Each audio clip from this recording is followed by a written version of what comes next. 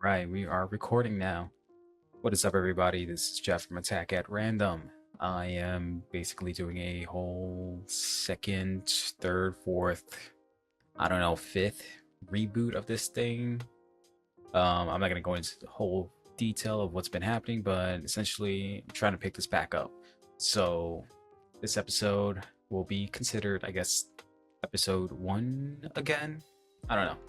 I'm still trying to figure out the logistics, but either way, we are just picking this back up from the beginning. So, episode one, season one, you know, however you want to describe it. Essentially, we're just gonna be going over some nerd news, if you will, for the month of July.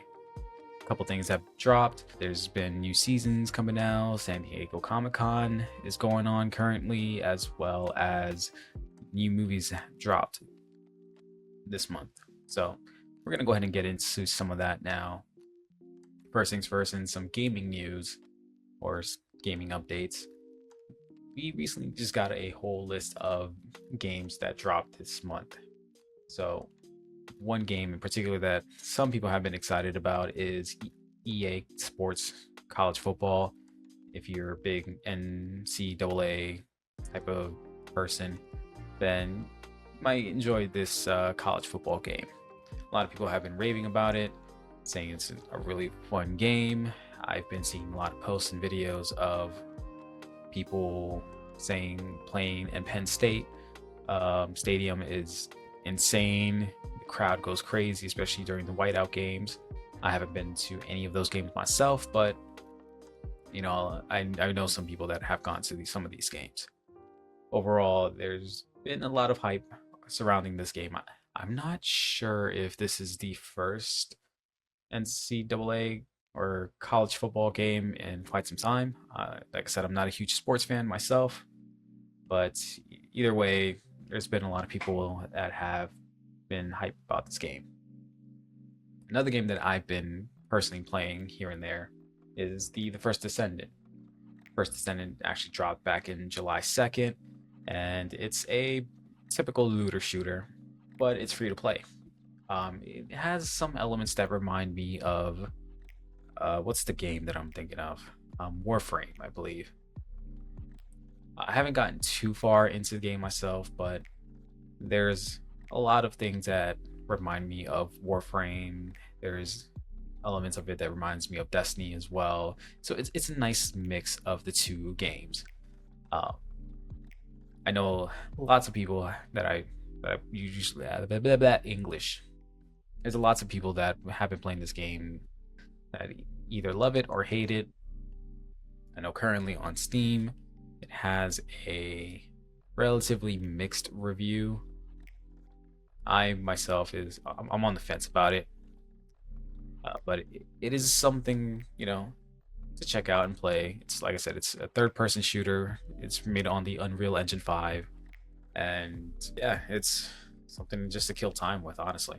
Let's see, checking out some of the reviews for this game, and somebody posted a short summary on this. Is just right off of Steam.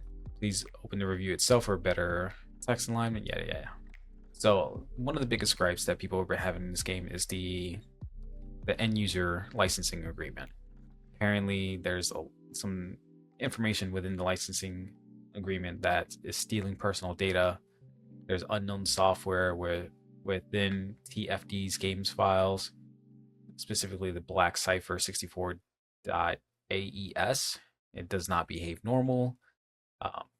There's also, I guess, a casino gameplay loop.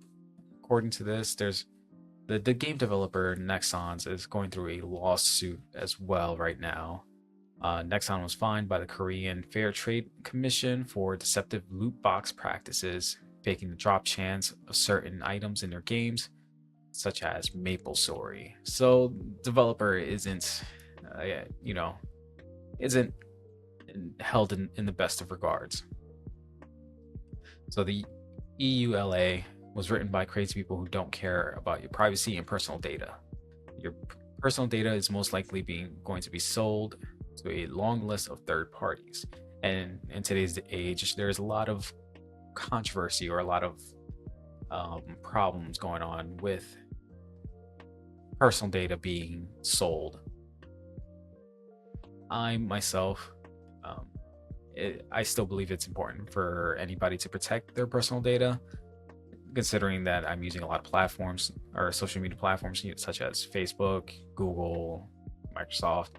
My data has been stolen several times, and I am not, you know, so high strung about it myself, at least in my personal thing. I already know my data has been sold 10 times over. I'm still getting email notifications of my accounts or email address has been leaked on the dark web and things like that. So there's things you can do to protect yourself. Always have a secure password. I'm not talking about your birth date or your dog's name or anything like that. Using long, complex passwords of mix of numbers and symbols and things like that. Just make it more secure. If anything, look up Bitwarden. Bitwarden is an amazing password manager, and I highly recommend it. I use it personally for work and other things, and you know, I use it for work and for personal items. Is what I'm trying to say.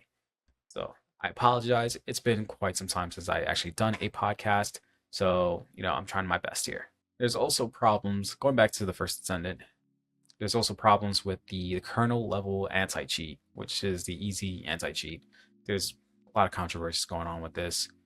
TFD comes also with some unknown in house software delivered called Black Cipher 64, which is the file name. We only have assumptions on what this file does or software does, which is the following: another anti cheat, which just works like any other anti cheat, which monitors your PC, or it can be ransomware, which tries to access folders, files within the kernel level layer of your PC and or folders and files and tries to execute specific actions on these. So there's a whole slew of mess going on with the first Descendant. Overall gameplay is pretty solid, and I haven't run into any glitches myself, any bugs, but it seems a lot of the problems or the mixed reviews with this game stems from just shady development practices and loot boxes. I personally don't like loot boxes all like that. It reminds me of the whole fiasco with Battlefront 2 when that came out, where you had to grind for multiple hours just to be able to unlock certain characters to be able to use and during the matches. And that's not fun at all. You're basically gambling at that point. So loot boxes have always been a more of a negative thing for me. So going back to the list of games, this month there's been a good couple of other games that have dropped. Zenless Zone Zero is pretty fun. It dropped back on July 4th. We also have Flintlock, The Siege of Dawn. I personally have not played this one myself, but looking at some of the description here, games about joining humanity's last stand as gods and guns collide in an all-new action RPG open world adventure. The door to the afterlife has been opened, allowing the old gods army of the undead to escape from within. The living are on the brink of extinction. It's time for the coalition army to retake their world, embrace vengeance, gunpowder, and magic, and embark on an epic journey to lead mankind's final siege against the tide of the dead. Quite honestly, this sounds like it's up my alley. We got magic, we got guns, we got old gods. This is a weird version of Bloodborne. At least I would think so. Looking at some of this gameplay, it's looks relatively interesting. It's a third-person game, and it's a mix of a lot of things. I wonder if it's going to be a sort of Soulsborne type of game. But we also have Angerfoot. I have no idea what it's about, but it's one of the games that dropped back on July 11th via PC. And we have also the first, I believe, DLC for Avatar Frontiers of Pandora, which is called the Skybreaker. All right, hot take here. I've never been a fan of the Avatar series. Not The Last Airbender, but the blue alien people. It's never really caught my attention. And the game itself also, that was developed by Ubisoft, is not great. It feels very lackluster. It's boring, and I don't know. I feel like it could have been better. It's an open world sort of RPG game. It's just not fun in my opinion. We also got a new look for the Final Fantasy 14 Dawn Trail, which is a new DLC for the Final Fantasy 14 series. Dawn Trail is a new series or new addition to the Final Fantasy 14 MMO, and I personally have not. I played a little bit of the Final Fantasy 14. Haven't gotten super far. I'm not even super high level either. There's a lot of things that I don't understand in terms of the mechanics. I love Final Fantasy. It's one of my favorite series. The game itself, this game itself in particular, being that it's an MMO, there's so much to do and so much to learn. I even had a buddy of mine help me out with certain things and certain, I guess, jobs for your character. And yeah, it's a lot to take in, and there's a huge grind. But I digress. Another game that recently came out is Conscript, which is a survival horror game inspired by classics of the genre, and it's set in 1916 during the Great War. Conscript will blend all the punishing mechanics of older horror games into a cohesive, tense, and unique experience. In Conscript, you play as a French soldier searching for his missing in-action brother during the Battle of Verdun. Will you be able to search twisted trenches, navigate forts? Okay. So basically, reading off this description, I haven't played this game. This game sounds like it could be fun. Probably play a little bit of the clip here. Peggy 16.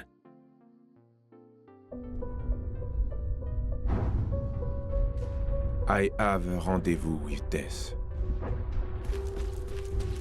At some disputed barricade. It may be he shall take my hand and lead me into his dark land. And close my eyes and quench my breath. It may be.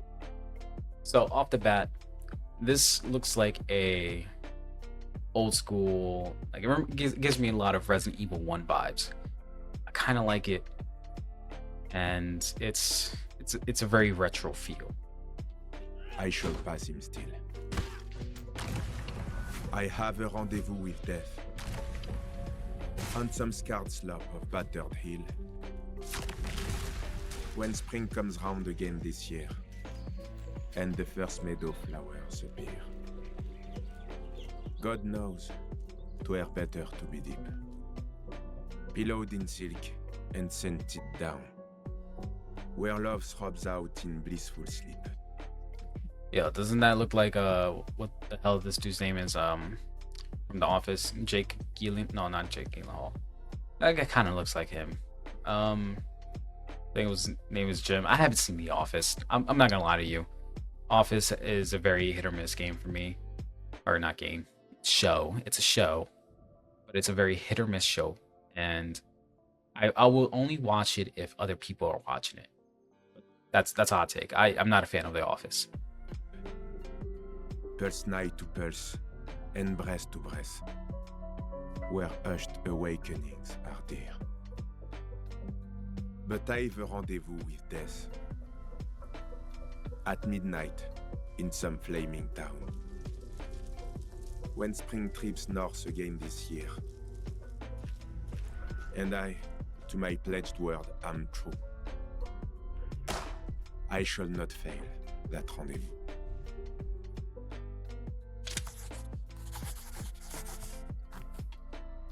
So, came on July 23rd.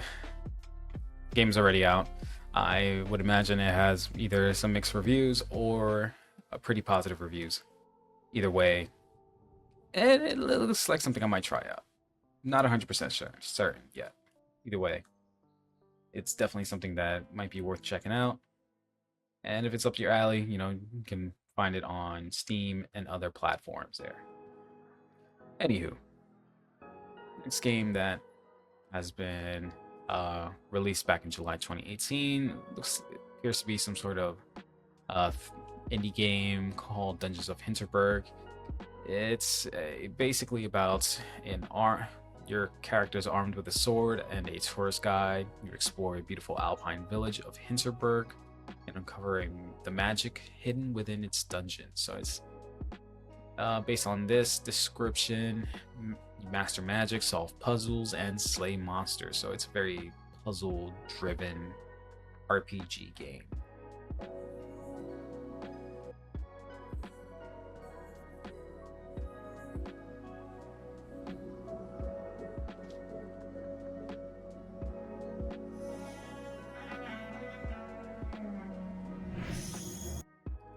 Already, the art style of this game gives me, it reminds me of the game that came out recently with the guitar. It was a Xbox Studio game. Damn, I'm drawing a blank on it.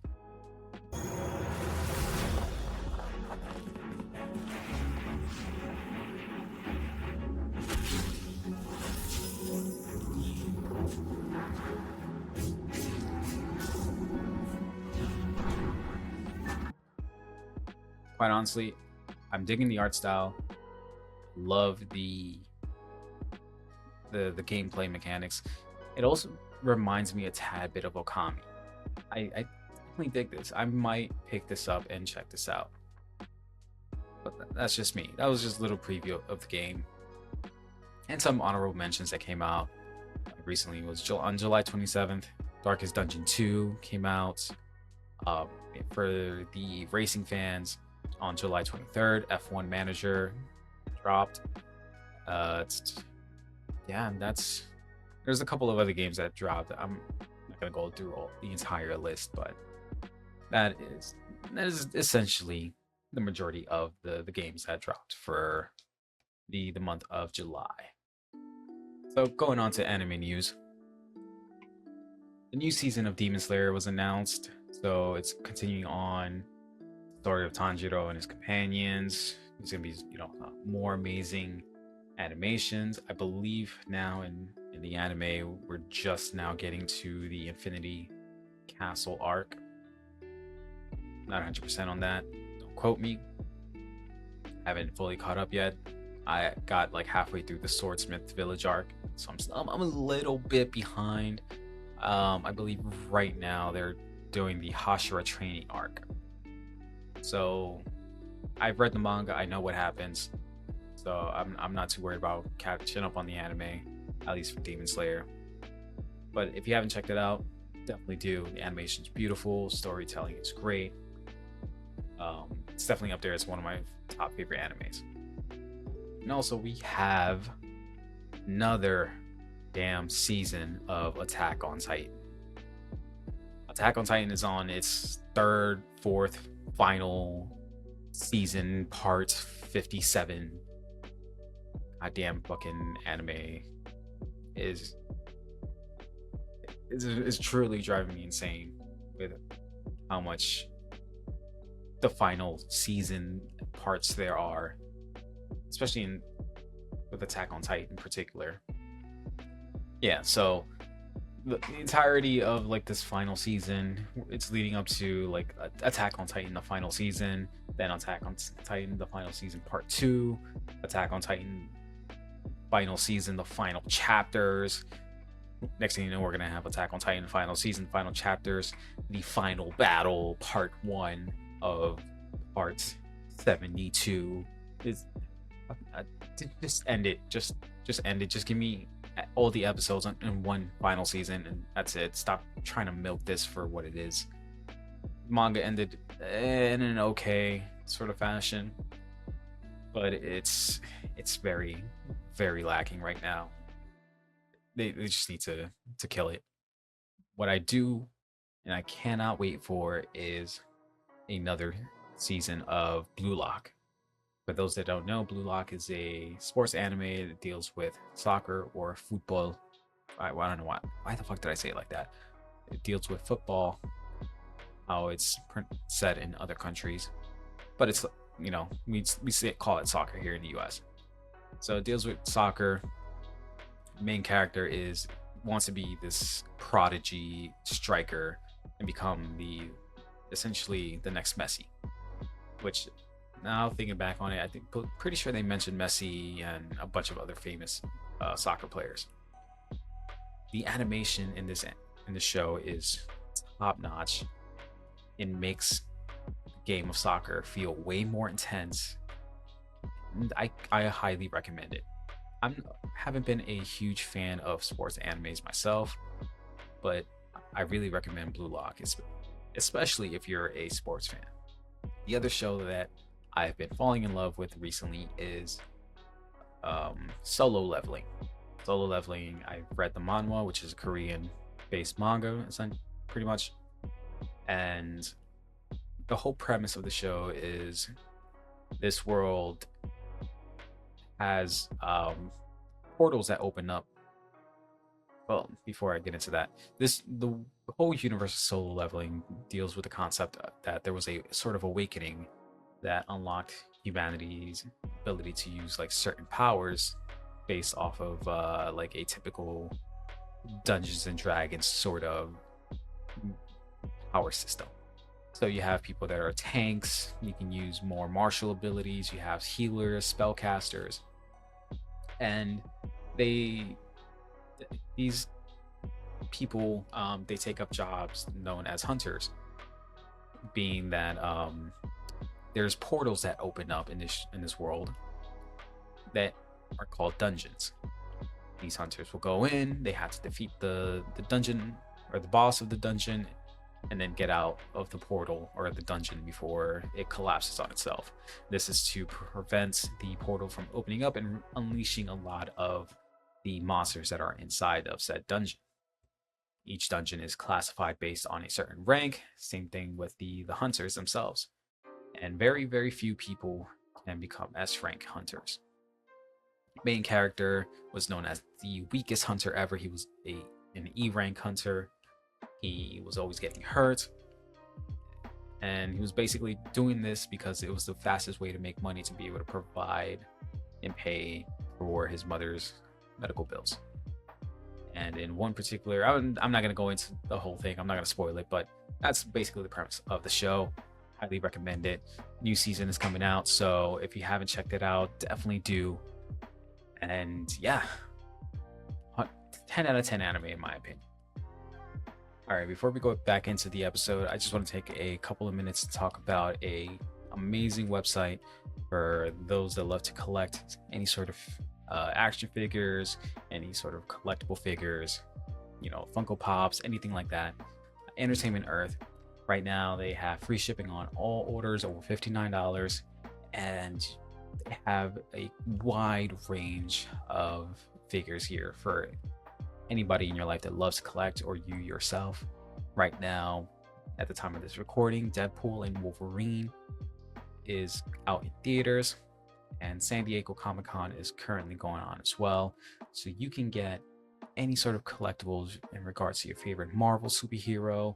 They even have collectibles for Gunpla, Transformers, Voltron. So it's an amazing website for any nerd out there that wants to have their own personal collection on the shelves.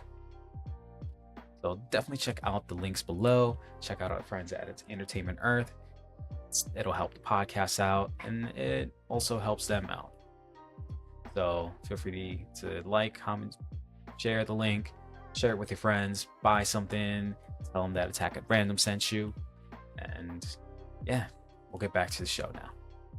So going on into some comic related news, DC Comics announces Justice League Unlimited. DC Comics has announced a new comic book series, Justice League Unlimited, at San Diego Comic-Con. This was just published a day ago. A promotional image and cover art for the first issue were all shown to attendees at the con. Justice League Unlimited will be written by Mark Waid and will feature art by Dan Mora.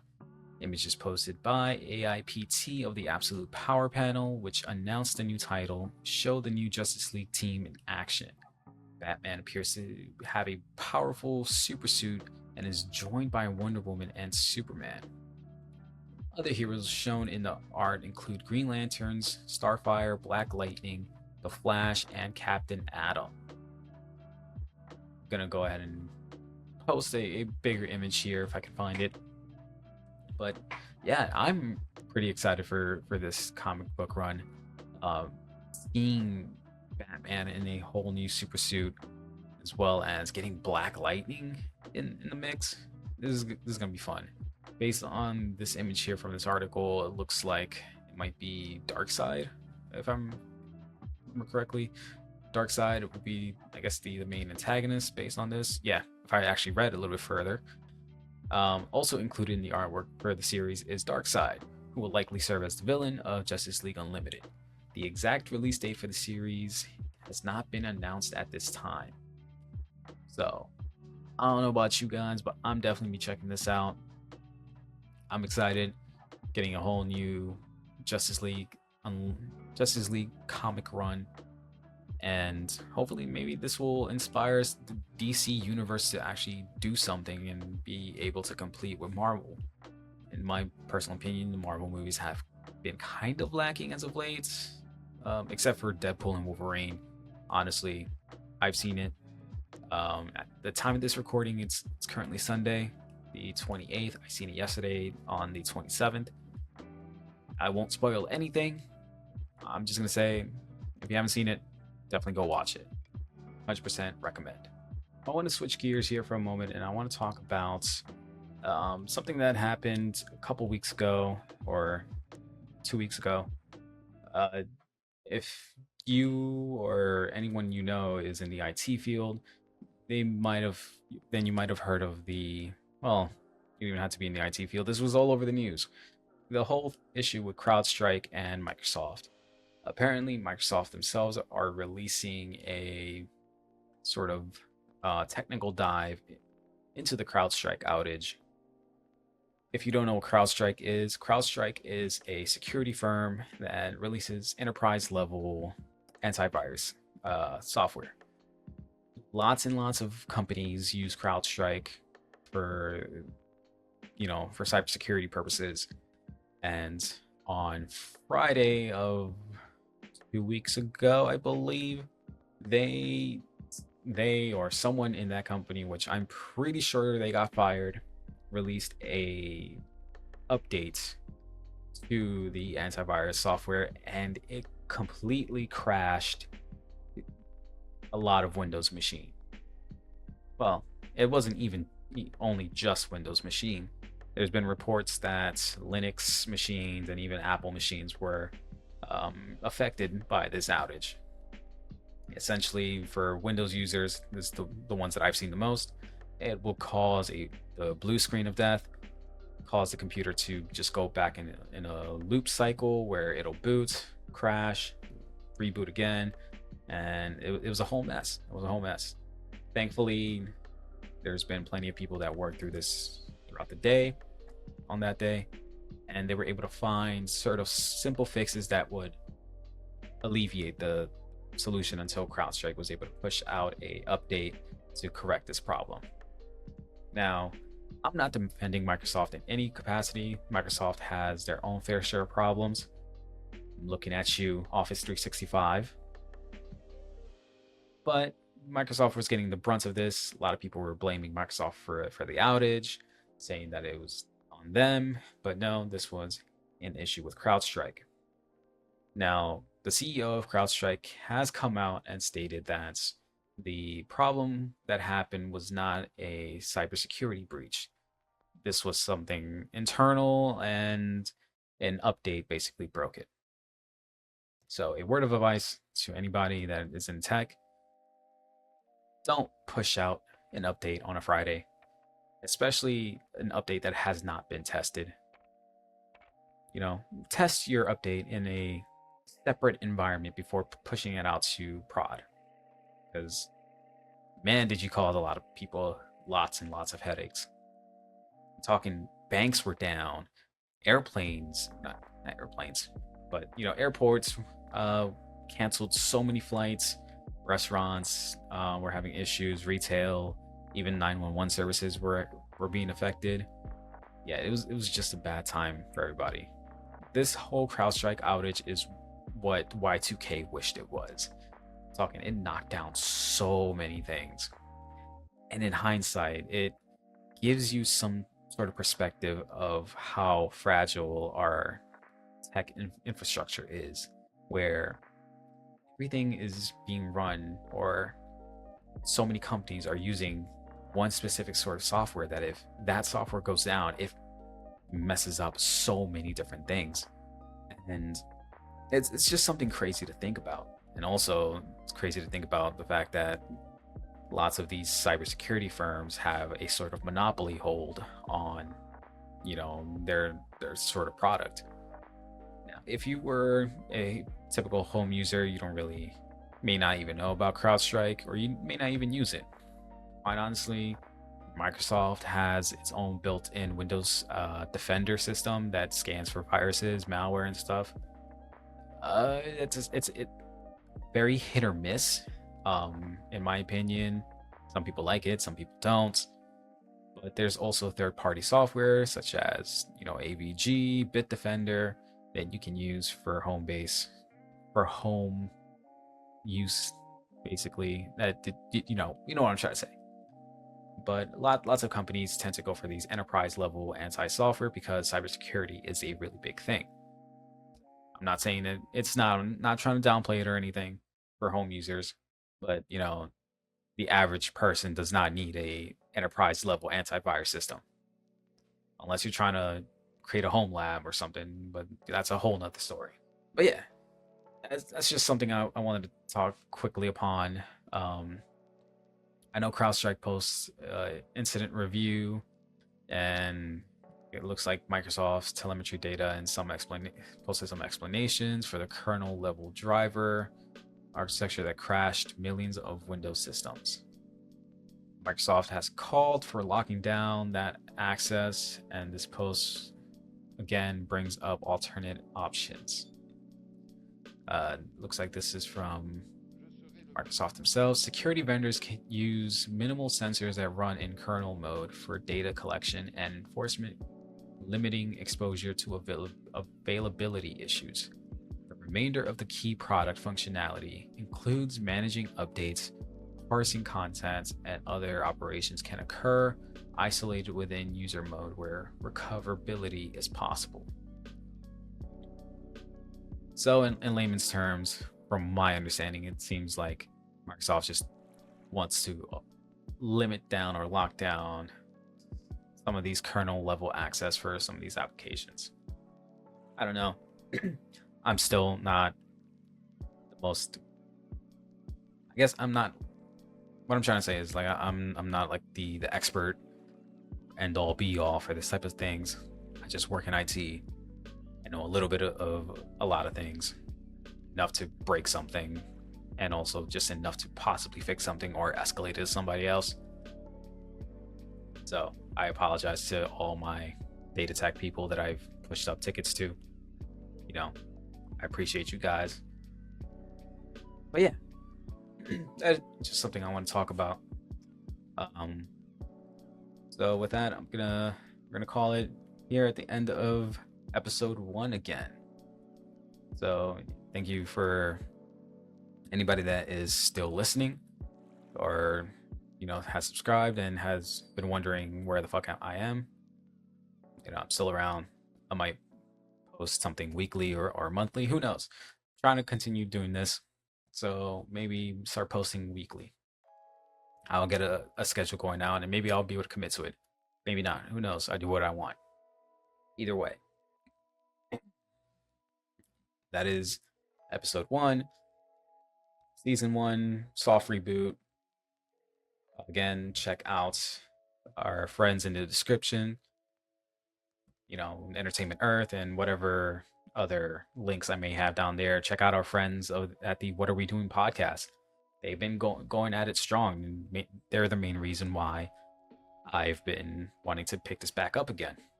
In the latest episode, he was talking about you have to be consistent. Things are not going to just happen overnight. You just have to keep going at it. So that's what I'm going to try to do. I don't have the space to do things the way that I want to, in a sense, but I'll do with what I got. You got to do with what you're dealt with, or something like that. So, anyways, that note, I'm out. Peace.